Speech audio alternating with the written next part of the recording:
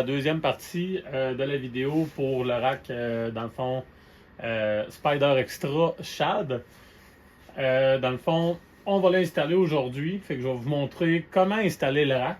Vous voyez qu'il va quand même donner, il doit être aux alentours, ouais, à peu près cette position-là. Là, si on se fait au vis, ça va donner à peu près cette position-là. C'est bien sûr par en dessous. Fait qu'il va nous donner l'espace de 2 valises versus d'origine une valise. Fait que ça va quand même être vraiment plaisant de ce côté-là. Chose qu'on doit changer, on doit enlever la plaquette ici. Vu que c'est une version rallye, il n'y a pas le garde-boue ici au complet. Fait que en ce moment-là, en enlevant ça ici, ça enlève aussi la protection en arrière du siège pour recevoir de l'eau quand on roule. Fait que dans le fond, j'ai commandé la protection comme ça ici, qu'on va installer à la place. Je vais tout vous mettre les liens en description aussi, là. Dans le fond, ça vient directement, c'est Sling Mod. Ça va remplacer la plate ici en arrière pour éviter de recevoir des éclaboussures. Ils appellent ça une splash plate. C'est super simple à installer. Là. On a vraiment juste à prendre les deux vis d'origine qui sont en dessous. On va mettre le support de valise. Ensuite, on va mettre ça, on va visser. Puis ici, on passe 2 trous directement ici dans le frame. Puis on vient y mettre justement des genres de push-pin pour vraiment le solidifier. Fait qu'on va procéder à l'installation. On va commencer par démancher ça ici. Puis par la suite, ben, on va pouvoir commencer à préparer le maximum pour accueillir directement le rack du hall à ce moment-là. Puis installer l'autre plate aussi en même temps. Fait que pour démancher, c'est super simple. 4 vis. On fait juste les démancher. Puis tu sais, c'est vraiment pas serré là.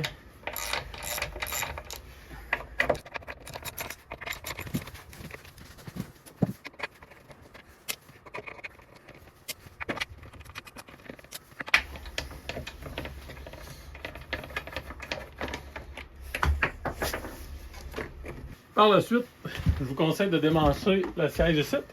Puis ici, on va juste prendre une petite barre. On va juste prendre une petite barre comme ça. Puis on va venir travailler le plastique pour juste le glisser vers en haut comme ça. Puis on va juste avoir à le décaper comme un pneu tranquillement. Faut faire attention aussi si vous voulez le conserver là. Pour pas. On va le passer par ça. Hein? Comme ça.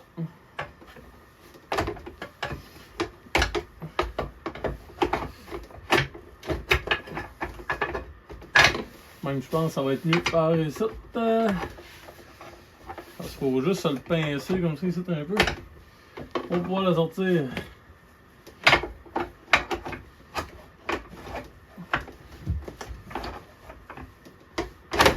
Et voilà. Fait qu'on le sort comme ça. On n'est pas obligé de démancher le maximum comme on voit dans certaines vidéos. Fait qu'on a vraiment juste à le prailler. Ça rend ça intact. Puis la splash plate, elle va venir ici. Mais ça, on va installer ça à la fin. Mais qu'on ait installé directement le kit. Fait qu'on tombe à l'installation du kit.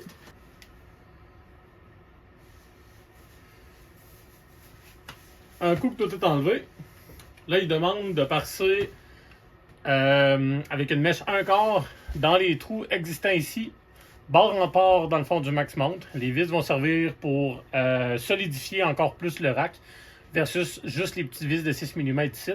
Fait qu'on va tomber vraiment avec des vis 1/4 qui est un petit peu plus gros. En étant bord en port, mais c'est sûr que ça va nous donner une bonne grosse solidité. C'est le petit bout qui fait mal au cœur parce que là on brise tous les filets du max mount. Fait qu'il faut s'assurer d'être droit avec le max mount quand on passe. Parce que là, on passe carrément les filets bord en port.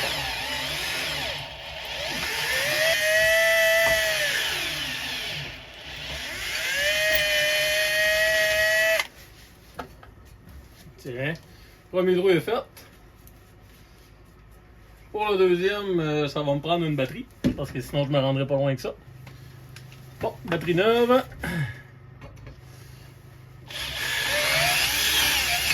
What?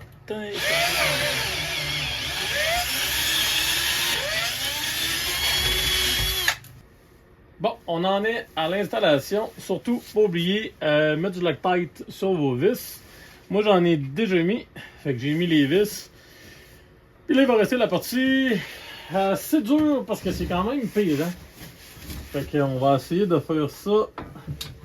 La première risque d'être la plus dure. Puis après ça, ben, ça va bien aller.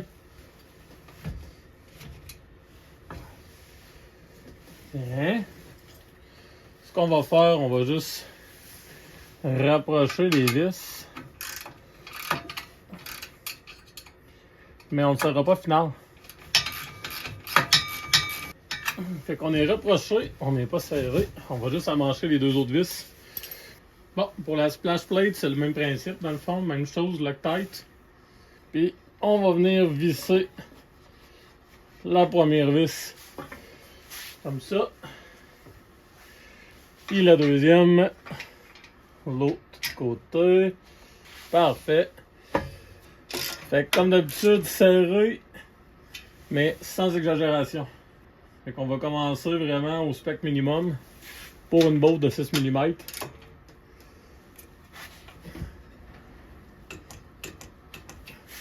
Puis par après, au pire, on intensifiera. Là. Tiens, on va y aller comme ça. Puis on verra par la suite. Parce que là, il nous reste à installer ça ici également. Et en bas ici aussi. Fait qu'on va installer ça. Ça, même chose. Il y a une belle feuille de fourni. Comme tous les accessoires Spider Extra. Comme ça ici. Qui explique vraiment comment faire. Fait qu'on là, il nous manque à partir des deux trous ici. Puis là, ils disent bien dans le fond de faire un trou de 7/32e. Notre trou dans le fond. On l'a côté avant là, pour être sûr qu'un trou est à la bonne place. Ouais.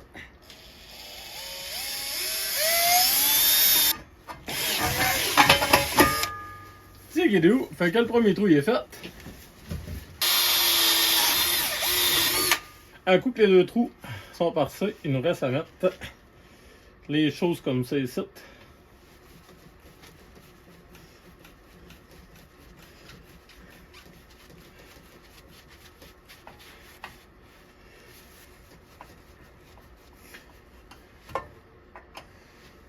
Tiens. Fait que notre splash plate est amanché. Fait qu'on ne recevra pas rien finalement aux fesses par en haut avec l'eau, avec le rack.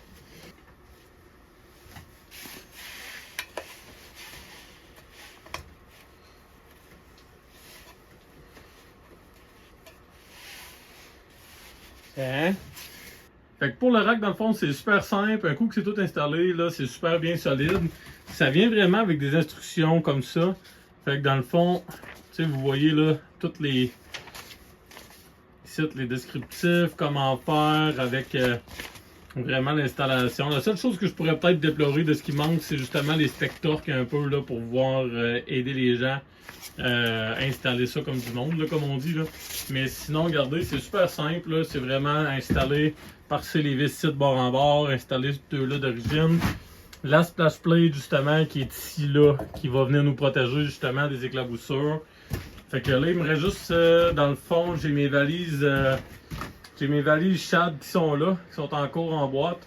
Je vais juste en ouvrir une, dans le fond, pour venir vous l'installer ici, pour vous le montrer, avant de conclure la vidéo. Fait que vous voyez, c'est super simple au niveau de l'installation. Vous êtes capable maintenant, avec le racking, d'installer un top case, deux side bags aussi sur le côté.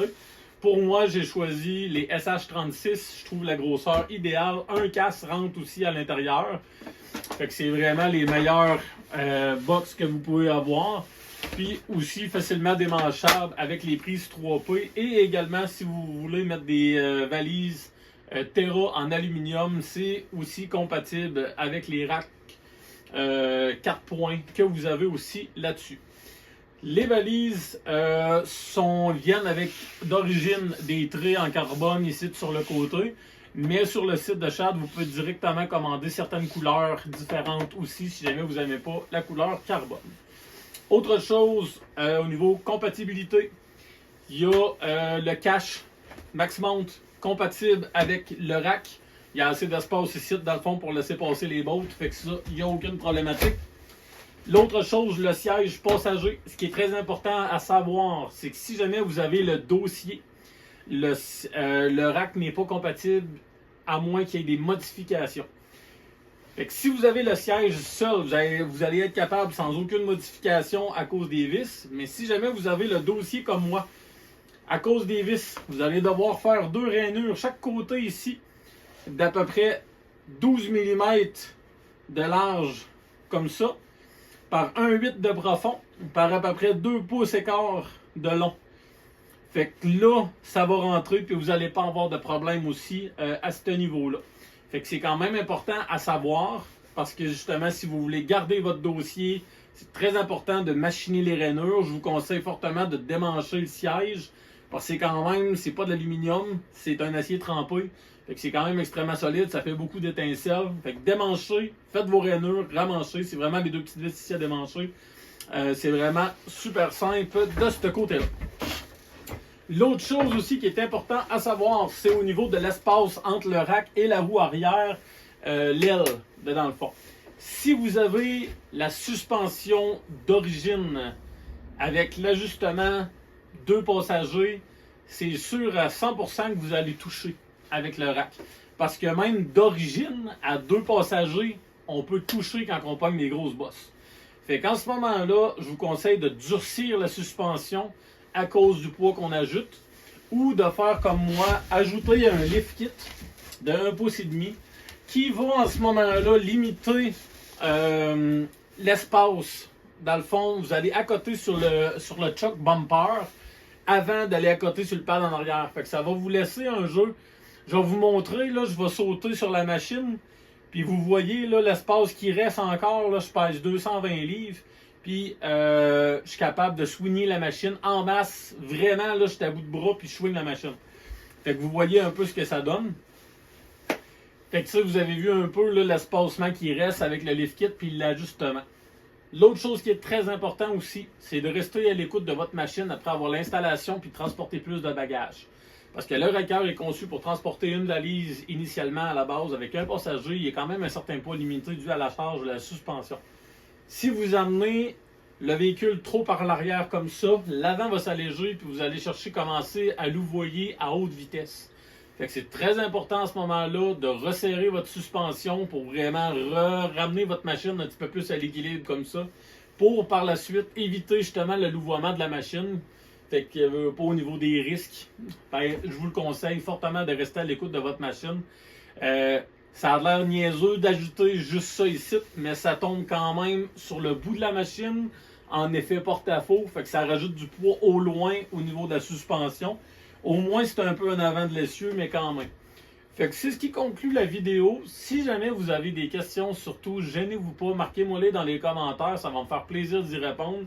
C'est sûr que là, présentement, on est à la veille de sortir nos machines. En tout cas, j'espère. On est dans le mois de mars au moment que je tourne la vidéo. La loi au Québec, elle passe le 16 mars pour pouvoir sortir. Mais dans le Bas-Saint-Laurent, présentement, j'ai des barres de neige de 8 pieds. Fait que je m'attends peut-être pas que le 16 mars, à moins que ça se voit sur l'asphalte, je vais pouvoir commencer à faire mes tests tranquillement pas vite pour vous. Puis c'est sûr que durant l'été, je vais faire un review au niveau du saddlebag pour savoir ce que ça va. Si ça a tendance à trop soigner, si c'est correct, j'ai-tu dû modifier, j'ai-tu ajouté un top case, etc., etc. Fait que merci beaucoup. Abonnez-vous, likez, partagez, ça va me faire plaisir. Fait que sur ce, bonne raille à vous tous. Ciao!